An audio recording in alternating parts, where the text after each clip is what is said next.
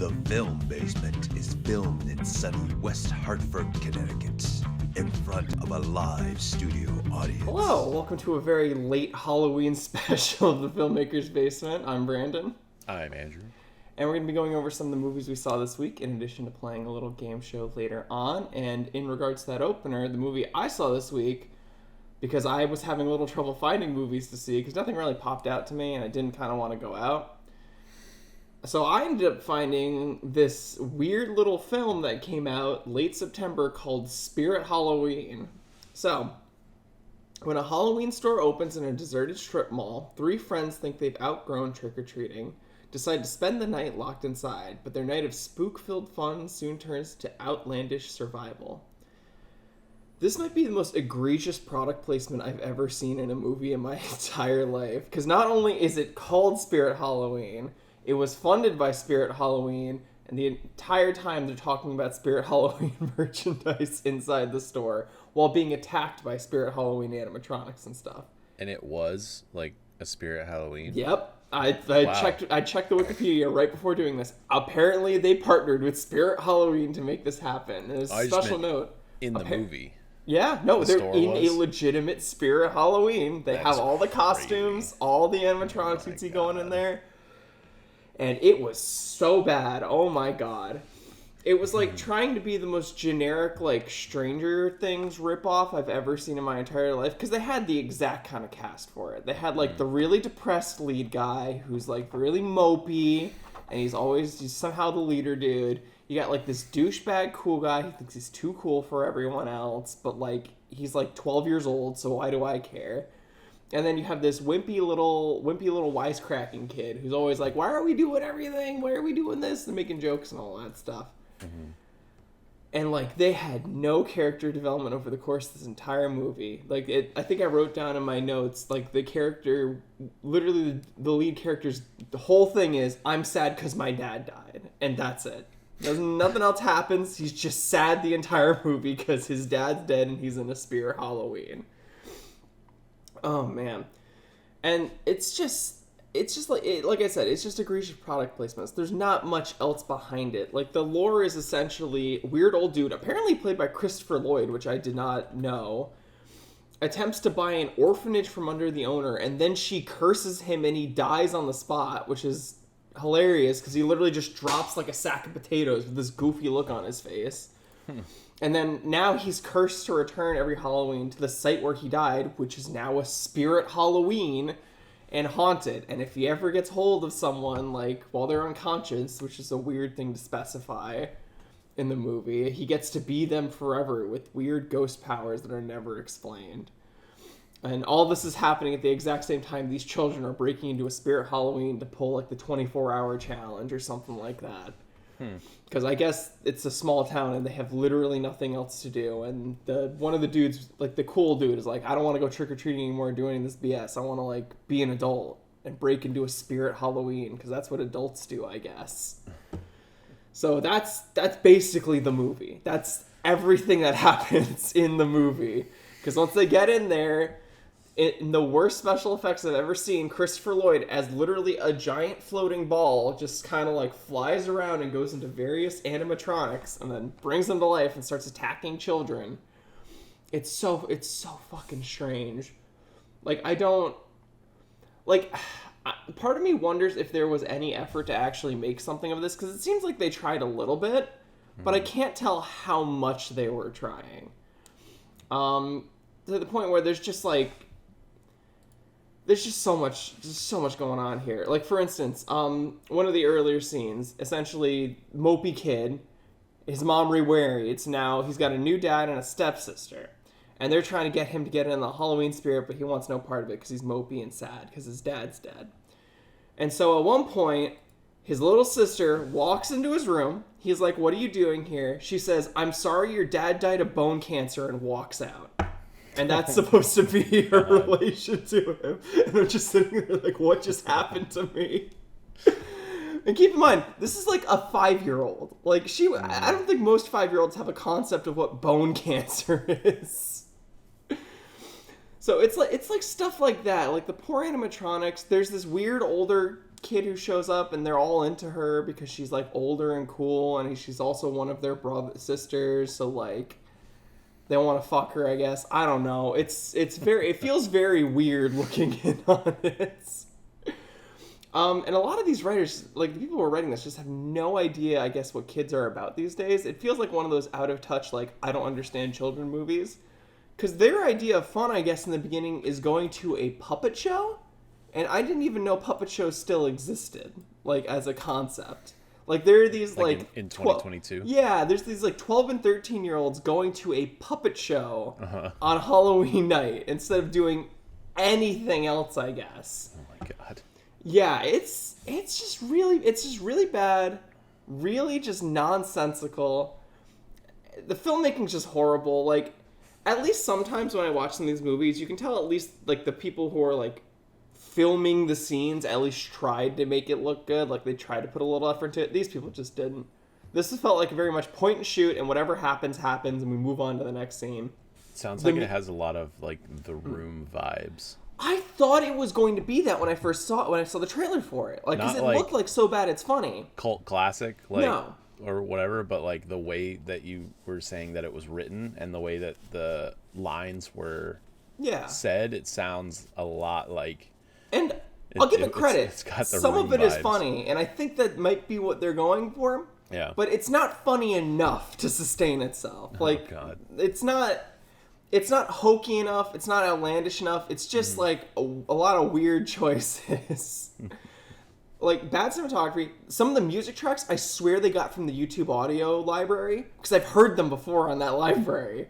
It was like the exact same thing, and I didn't even know you could do that and release a movie from that. So that was wild. All the character arcs are weak. I guess if you like It's So Bad It's like good movies, maybe give it a shot. You might find something. Again, like I said, there's some funny scenes here and there, but overall, it just feels like a lot of nothing happened, and like I just kind of wasted like an hour and 20 just sitting here watching a weird movie with weird product placement. So, yeah, if you like It's So Bad It's good, give it a shot. If not, I don't even know why you'd watch this movie. It's just garbage. Oh, man. Well, I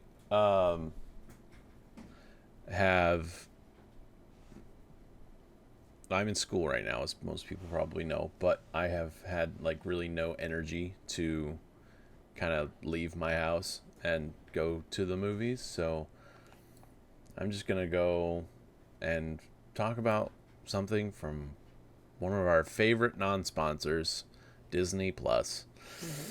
And since it's a Halloween episode that's coming out late, I saw the Werewolf by Night. What is that? Short, or I guess you could call it a special, that came out a couple of weeks ago. If I can spell it correctly, there we go. So Werewolf by Night is about on a dark and somber night, a secret cabal of monster hunters emerge from the shadows and gather at the foreboding Bloodstone Temple following the death of their leader. In a strange and macabre memorial to their leader's life, the attendees are thrust into the mysterious and deadly competition for a powerful relic. A hunt that will ultimately bring them face to face with a dangerous monster. Sounds like the plot to like a Love, Death, and Robots episode. I mean, kinda. It was like it's a one-off special that Marvel put out that kind of sets up future projects.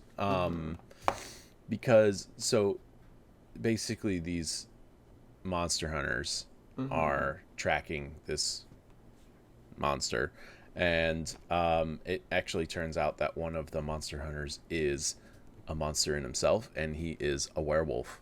And it's very cool because it's all shot in black and white. It's got a really cool like 30s monster movie like aspect to it, the way that it was shot, and it was only about 45 minutes. And if so, the monster that they're hunting is actually Man-Thing, which is Okay. pretty cool because we never really seen Man-Thing, and Man-Thing is kind of a take on Swamp Thing almost. I was about to say, like, sometimes you say names for these, and I don't believe. Sometimes I think you're making them up just to No. screw with me. No, they're real. No, so Swamp Thing is DC, Man-Thing is Marvel, Yeah. and it's kind of like this like Cthulhu type of Okay. vibe going on. And then you have the main character who ends up turning out, spoiler alert, turns out to be the werewolf. But I mean, the way, and it wasn't like a full length movie, so it was actually it was pretty tolerable in the way that it was short enough to keep me entertained for the entire time. And they don't really show like the werewolf like full on screen. It's kind of like in jump cuts and everything, going back and forth until like the very end. But then, you know, you get to the end and they find this mysterious relic and everything, and then everything kind of turns into how the Wizard of Oz. So the Wizard of Oz changed from black and white to Technicolor in that way with the ruby slippers, right? So it had the red, and this relic was red, and it started to change everything, and everything started to turn into color, which it's a really cool shot, the way that they did it. And you know, it was pretty cool. You know, you have a lot of these Marvel properties are going to be coming out as specials. We already know that they're doing a Guardians of the Galaxy holiday special for Christmas. They did this one, which was for Halloween. I'm not sure if they're going to do any more in the future. I'm sure that they will. But, you know, it's kind of like a break in between having the movies. You have these like little special presentations that introduces new characters or kind of follows along the same characters in regards to the Guardians of the Galaxy Christmas special, because we've already seen those characters, which has a trailer, and I highly recommend watching it because it's hilarious. Drax and Mantis go kidnap Kevin Bacon, and that's pretty much the plot of that one when it comes out in like a month or so. But Werewolf by Night was good. You know, it was a good kind of like on the edge of your seat horror-esque type of special that Marvel put out, and it was they wanted it to be TVMA, which is surprising for Marvel, but they ended up going with TV-14 instead. So I think they're waiting for Deadpool to be like Marvel's first mature rated property. That which is makes strange, sense. though, because again, like I was saying earlier, it sounds like the plot to a Love, Death, and Robots episode. Yeah. When those are very much so TVMA, and it seems like that would have. I don't know if it would have helped it, but it sounds like it would have made it at least a little bit more interesting. It would have benefited if it had a little bit extra thrown in there with an MA rating, but they have to appeal to a younger audience because they have the Marvel tag on them. So unfortunate. Yep. Well, with all these Christmas specials, do you think we might get another shot at the Star Wars Christmas special again? I mean, maybe. I doubt it. Sounds like though. they're going for it. I mean, I'm just saying. That's Star Wars. So that's I mean, Star Wars is coming out with a bunch of stuff, but I don't know if Star Wars is doing any like one-off specials that I know of. I know they've done a few shows, and recently I haven't really got. I don't know. The Star Wars shows really haven't interested me as much as like the Marvel stuff has. Like I'm definitely more on that side of Disney Plus. But I know Star Wars did put out 2 new shows. One's like an anthology type of cartoon adaptation. Yeah. But you know, sounds interesting though. You know, how long is it? Because when you say short, what is that? It's 52 minutes, and like 8 to 10 of it is credits. Okay. Still longer than I thought. Because when you said short, my assumption would be like a 20-25 minute thing. So it's not full length feature. That's Yeah. That's how I meant. Like it's kind of short. Like it's not like a full length feature film. but it's still like a hour-long special presentation type of like a Game of Thrones kind of like hour TV special. Tracks. Sounds cool though. It sounds like it's got a cool concept. It's a cool concept. It perhaps sets up, like I said, later stuff, because like you kind of think that Blade's coming into the Marvel universe soon, and he's a vampire, so he's like a monster kind of thing. So this kind of sets up little nuggets of information like that. So okay, sounds worth it. Okay, well, on that note, why don't we dive into everyone's favorite game show, Pilot Wings?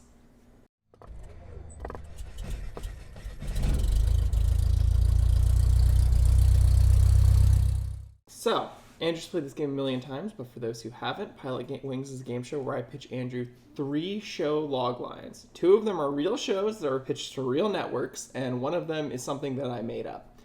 And it's up to Andrew to suss out which is the fake one that I made up. So, after 25 years of protecting and serving, a world-weary Officer Wright was looking forward to a quiet retirement out of the spotlight. However, being assigned a new, passionate partner, Wright as a cop killer emerges will make him remember why he took his oath. 2. After a string of failed romances, successful hypnotherapist Ellen is optimistic about her current boyfriend. But then he reveals a disturbing truth. A stalker ex-girlfriend has been following him for years. Ellen finds herself intrigued and oddly thrilled by the stalker, entirely unaware that they've already met. Based on the book by the same name by Leanne Moriarty. Moriarty? Yeah. 3. A serialized legal and family drama about a prisoner who becomes a lawyer, litigating cases for other inmates while fighting to overturn his own life sentence for a crime he didn't commit. His quest for freedom is driven by his desperate desire to get back to his family he loves and reclaim the life that was stolen from him. The show will also, through the window of his ferocious struggle and complicated relationship with a progressive female prison warden, examine the flaws and challenges in the penal and legal systems. So, Andrew, out of all those 3, which one is the fake one? So whenever you use a book by the same name and then the author name, I always think that one is real, unless you completely pulled that like out of your ass, which you very well may have, and considering that the last name of the author is Moriarty, I don't really know anyone by that last name except for the Sherlock Holmes villain Moriarty, so that one's kind of like probably true. I'm a little skeptical.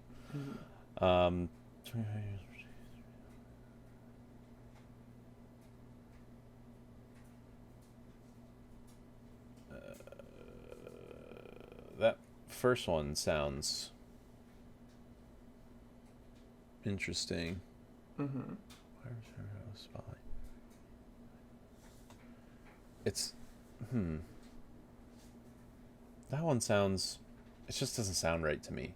And then the third one is just so long. Like, you don't really see synopsises that go on for so long. But I'm going to say it's the first one. Because it's just like reading it over and over. And I don't know if it's because, like, it's on a page break. And it's just making me confused. But I'm going to say that one is not real. Darn, I really thought I had you with that one. Yeah, the first one's the fake one.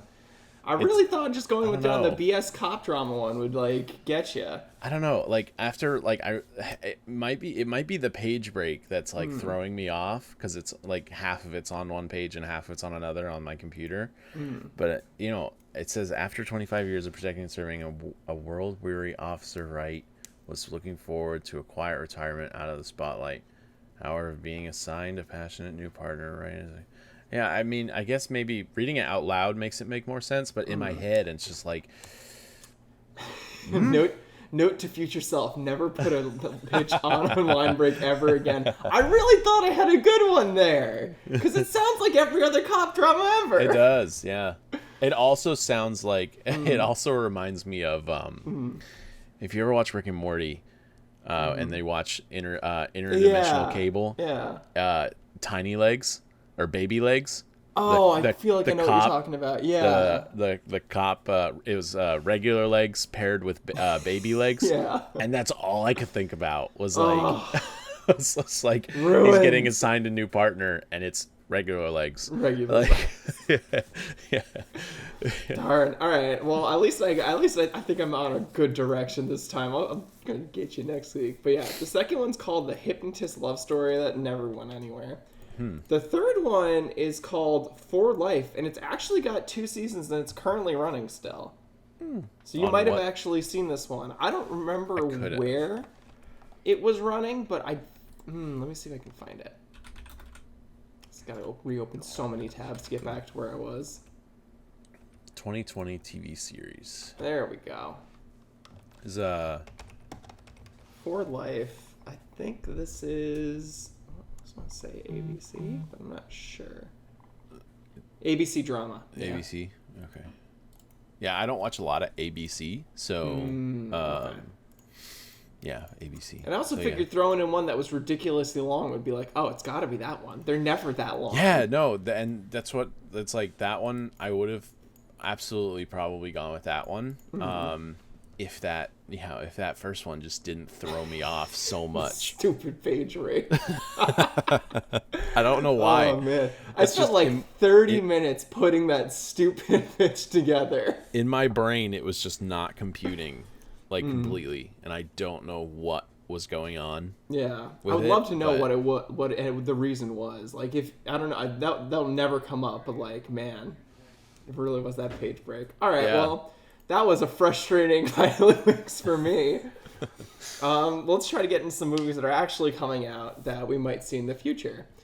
And also, I know you were talking about this previously. The IMDb calendar's back for me now, too. So I can see it the way it was, which is fantastic, because it actually looks somewhat okay. And I think I know what you're seeing. Yeah. I think I can figure this one out. Yeah, there's nothing really to talk about this weekend. Also... I am fairly interested, and I do have Apple TV, but I just see Spirited is coming out this week. Yeah, what is that? Is that Ryan Reynolds? It's Ryan Reynolds and Will Ferrell, and it's based on Charles Dickens' A Christmas Story, right? Isn't that? Yeah. Okay. Is that, no, it's not called A Christmas. Is it A Christmas Story? I don't even remember what it's called. I don't know. It's the Ebenezer Scrooge one. Yeah. I keep thinking A Christmas Story as my favorite Christmas show or movie, which is the Peter Billingsley, the little boy who wants the Red Rifle BB gun. Isn't that A Christmas Story? Oh, that is A Christmas Story. Wait. Yeah. What is the I don't even know what the Ebenezer Scrooge one is. Charles Dickens. It's A Christmas Carol. That's it. They're all the same. They're all the same. Just a Christmas whatever. A Christmas I'd be curious to know how Will Smith does in a comedy nowadays. Boston. And so Will Smith plays the Ghost of Christmas Present, I guess. And then Ryan Reynolds plays the lead, who is the Ebenezer Scrooge character, but it's not Ebenezer Scrooge. It's a different character. So I'll probably watch it. Looks interesting. Yeah. I'd be curious to know, because like I feel like a lot of big comedies nowadays are just kind of whatever. Like they're not. I don't know if it's just that they're not like funny to me, or if they're just missing the mark. But most of them, I just don't find anything for it. But I mean, Ryan Reynolds can be funny, and maybe Will Ferrell in this role could be. I don't know. I'm skeptical, but it looks like it could be fun. Also, I like how in the poster Ryan Reynolds has a beard, and in the actual movie he's just baby-faced. Yeah, I mean, he might have a beard later. Maybe. Later in the movie. Yeah, one of the ones that popped out to me was the Friendship Game, which it's not really based on much. A group of teenagers in a small town discover a strange object that tests the strength of their friendship. It's got sci-fi tag. Could be fun. I don't know.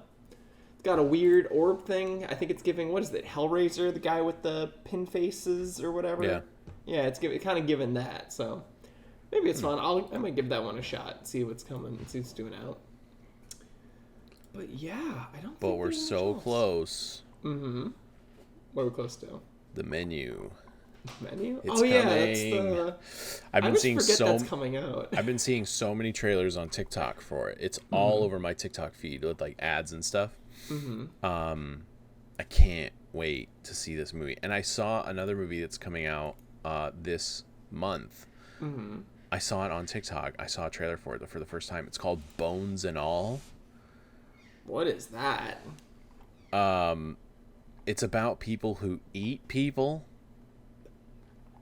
Okay. It's a drama horror. I didn't even know those two could like coexist as like two genres that can go together. I don't see why not. A story of first love between Marin, a young woman learning how to survive on the margins of society, and Lee, an intense and disenfranchised drifter, as they meet and join together for a 1,000-mile odyssey, which takes them through the back roads, hidden passages, and trapdoors.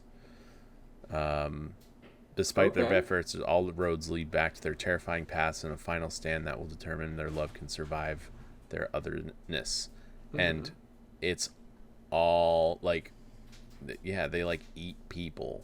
It's like how many, like in the trailers, like how many people have you eaten? And it's just like, oh wow, oh my god, how many people have you eaten? How many people have you eaten? Yeah, that does sound kind of interesting. Weird. Do you want to talk about Black Panther, or do you want to just? I mean, it's coming out this week. I think everybody knows it's coming out this week, and I'm definitely gonna go see it this weekend, which will be or next weekend.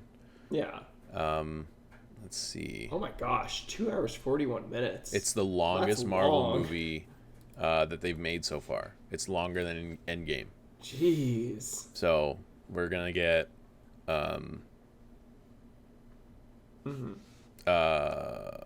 Letitia Wright is gonna be, was rumored to be, but I mean it's pretty much in the trailers.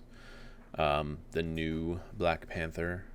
Not really sure how we're gonna go about doing that, mainly because all of the flowers that turn, it was the first Black Panther movie, like all of the special flowers that turn people into the Black Panther got burned up, so like not really sure how we're gonna go about doing that, but